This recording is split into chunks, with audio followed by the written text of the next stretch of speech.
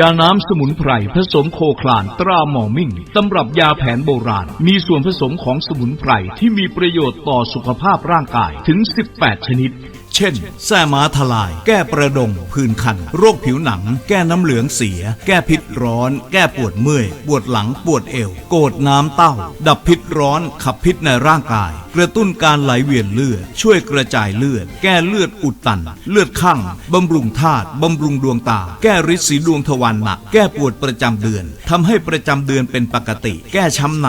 มีเลือดคั่งปวดบวมยาน้ำสมุนไพรผสมโคคลานตราหมอมิ่งเป็นยาสามัญประจำบ้านใช้รับประทานเพื่อบรรเทาอาการปวดเมื่อยตามร่างกายทะเบียนยาเลขที่ G207/58 ยาน้ำสมุนไพรผสมโคคลานภายใต้เครื่องหมายการค้าตราหมอมิ่ง